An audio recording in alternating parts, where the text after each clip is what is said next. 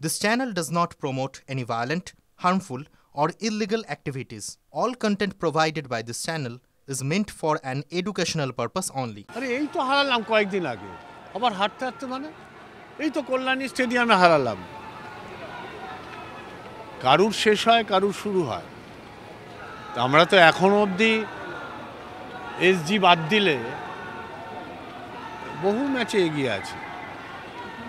ওদের সাথে আমাদের যতবার দেখা হয়েছে, আমার মনে হয় এটা একটা ম্যাচ, একটা কোয়ার্টার ফাইনাল ম্যাচ হলো। অপোনেন্ট নিশ্চয়ই একটা সম্মানীয় টিম, 100 বছরের পুরনো ক্লাব, 100 বছর থেকেও বেশি। কখনো কেউ জিতবে, কখনো কেউ হারবে, কিন্তু কাউকে বিদ্রুপ করে ছোট করাটা ঠিক না। মোহনবাগান অফিসিয়াল বলছে এটা সুপার জায়ান্টের কাছে ইস্ট বেঙ্গল জিতলো, মোহনবাগান তো এখনো হয়নি। মোহনবাগান সুপার জায়ান্ট এখনো হয়নি। আজকে যেটা ম্যাচটা হচ্ছে ইস্ট বেঙ্গল বনাম নাম চেঞ্জ করছে ওরা, ইনভেস্টার চেঞ্জ হচ্ছে, আমার তো জানা নেই। যদি হয় তাহলে ভালো, তাদের নিয়ে খেলবো।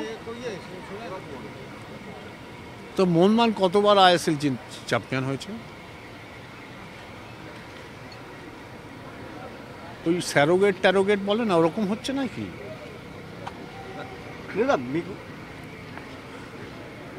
আমি শুনলাম কেউ একজন বলছিল রাস্তায় ছাতা নিয়ে যাচ্ছিল, বৃষ্টি পড়ছিল, মোহনবাগানের কিছু লোক ওই ছাতার তলায় ঢুকে গেছে। এই সব কথা ওদেরকে বলতে বারণ করো। দীর্ঘদিন থেকে অসভ্যতা চালাচ্ছে। আমি চাই না মোহনবাগান ক্লাব একটা ঐতিহ্যশীল ক্লাব, তাদেরকে বিদ্রুপ করতে। মাঠে লড়াই হবে, হ্যাঁ আমরা হেরেছি। আমরা 17টা ম্যাচ আনবিটিন ছিলাম।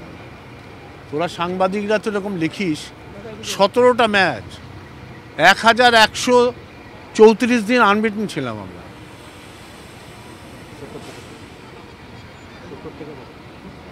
হ্যাঁ, 70 থেকে 75, 74।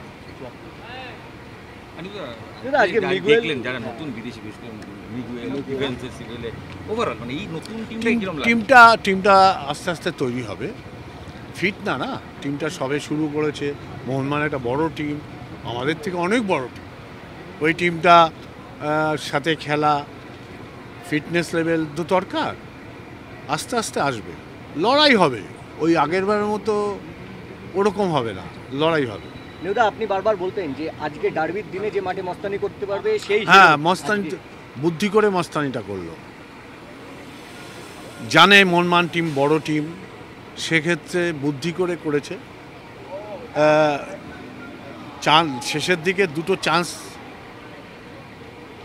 যদি অ্যাভেল করতে পারতো ভালো হতো। আমি জানি না এডমুনের ব্যাপারটা কি ছিল, যেখানে পেনাল্টি বক্সে লাগলো। সাংবাদিকরা বলতে পারবে কিছু হয়েছিল কি।